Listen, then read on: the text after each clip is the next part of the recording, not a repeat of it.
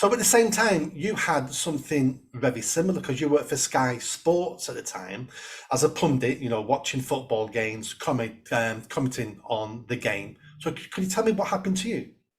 Yeah.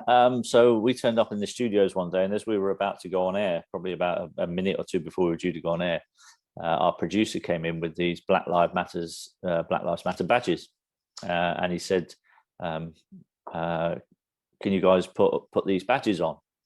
And I looked at it and I went, "Wow," because I'd done the same as you. I'd gone and had a look at what they were all about, and I wasn't comfortable with it. And I looked at him and I said, uh, "Do I have to put this badge on?" And he looked at me and he just went, "It's probably in your best interest if you do." And that was it. And I was like, and this is like we're going on air in a few seconds, so I didn't really have time to think too much about it. So I put it on, and I just felt uncomfortable the whole afternoon. I wasn't happy about it. So at the end of the show, when the show finished, I went to the producer and I said, "Look," I said, "I felt really uncomfortable wearing that badge. I know what that organization is. I know what they stand for. I don't agree with it. So I won't be wearing that badge ever again. If you want me to wear a different badge next week, the kick racism out, any of badges of that description, then I'm more than happy to do that." So apparently that kind of then blew up in the newspapers, and I was labelled as a racist for not bowing down to the Black Lives Matter movement, and nothing could be further from the truth, really, for those people who know me. But I stood up for what I felt was right, and I didn't wear that badge ever again. A lot of people still were wearing it. I didn't. And whether or not that had anything to do with the fact that I lost my job a couple of months later, only Sky will be able to tell you that. If it didn't, if that wasn't the reason you lost your job, it would have contributed to the reasons you lost your job. So you're right. Let's not, jump to big conclusions because we don't know. Only Sky Sports know the reason why they let you go, but it would have absolutely contributed, especially as Sky Sports then for another 2 years promoted Black Lives Matter. Yeah, it didn't stop, and eventually the truth comes out. We've seen what they spend their money on, and all that kind of stuff. So I think I feel, and I'm sure that you do, that we are thoroughly vindicated in the stands that we took. No, absolutely. I mean, you look what's happened now. Tens of millions of dollars missing, multi-million pound mansions bought for individuals. The fraud is horrendous. Lots of the chapters across America, people in there have been arrested for prostitution, for gun crime, for paedophilia, for rape. And you look at the organization, you think this was just a huge scam. It was a huge Ponzi scheme. And at that time in 2020, it felt like a revolution was coming, and everybody was terrified to put their head above the parapet. Now, I think I was probably one of the first to do something like that, and I had no idea at the time what was coming for me. And I'll be completely honest, if I knew what was coming for me, would I have wrote that article? And the truth is, I really don't know. I don't know if I'm that brave, but I'm glad it all happened. I'm glad it happened the way it did. I'm a changed person now. But you're right. It's about standing up for what you believe in, because if you don't stand up for what you believe in, what are you going to stand up for? Yeah, no, absolutely. If you don't stand up for it, no one else is going to do it for you. No, and that's how we've got to some of these awful atrocities throughout human history. People always ask, how did the Nazi concentration camps happen? Why did the German people allow that?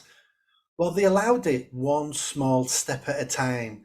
They should have said, no, not in my name, a decade before it ever happened, because this was a slow process.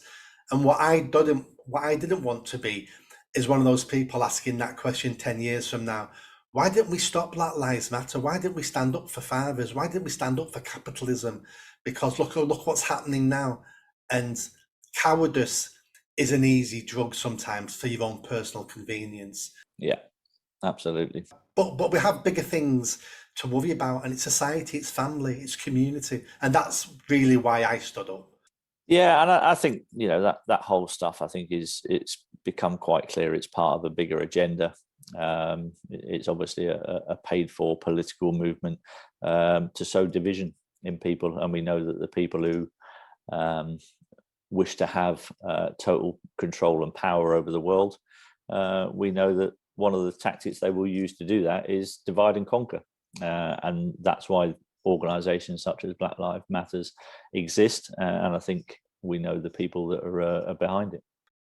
And I'm glad you said divide and conquer, because we've seen it throughout society in every group. White against black, black against Asian, straight against gay, gays against queers and transgender, Christians against Muslims, Muslims against Hindus. The list goes on and on and on. And we have to ask ourselves, why is this happening now when we're the luckiest people in the world ever to exist? We've never had it so good. And yet we're complaining all the time, but it's never been this good ever.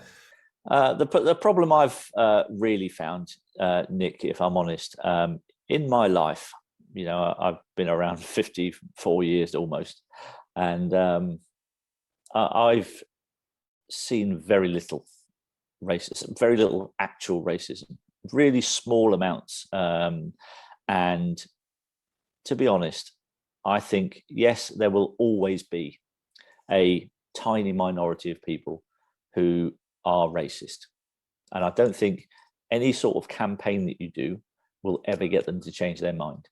However, I believe the vast, vast majority of people are not racist and are good people and couldn't care what color each person was. What really matters is the content of their character. And I think that's what I believe the vast majority of people are like. No, I completely agree. And part of the problem is we've now redefined the word racism. And racism now basically means hurty words. So I can call you an old sod. I can call someone else a ginger idiot.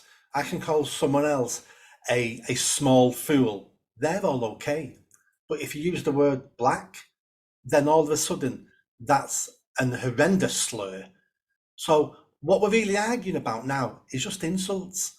And humans always insult each other. It just happens that at the moment we've got certain insults which are taboo now, which never used to be, but are now. And I'm not saying this is pleasant. This is still hurtful behavior and it's still antisocial. And I'm still against people using slurs and calling each other names. It's still very childish, but I don't class that as racism. Racism is when I stop you working. Racism is when I go out with a baseball bat looking for someone of a different group to beat up.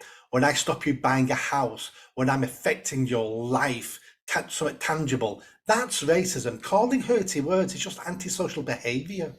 Yeah, and I think I grew up in an era where I was taught that sticks and stones may break my bones, and names will never hurt me. And I have to say, it's one phrase that has really stuck with me throughout my life. You know, I took a lot of abuse from terraces down the years, and you just gotta laugh it off. But that's isn't that part of the game? Isn't that part of the entertainment of football, where it's tribal, where we have a go at the other side? Yes. Yeah, it's character building as well, you know, and you have to learn to be mentally strong and not get offended by words. I think this is one of the biggest problems for me over the last few years, and it started with political correctness back in the 90s. I think it was just an absolute joke.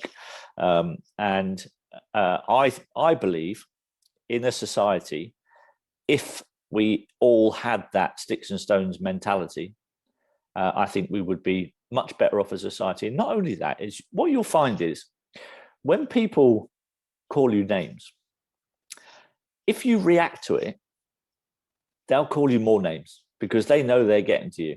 It's the reaction they want. And if you don't react to it, do you know what happens? They stop because they know they can't get to you. So the easiest way to deal with that problem is don't react to name calling. Don't react to it. Let it pass you by. It's childish, it's immature, treat it as such, and we all get on with our lives in a much better place. And isn't that the lessons we tell kids every single day? Is ignore the name calling, sticks and stones. They're idiots, just ignore them and move on. I mean, I learned this lesson as a child, because up to the age of 13, I had quite a bad stutter. So I'd be in school, Nick, your turn to stand up and read certain passage, and I would stand up and go,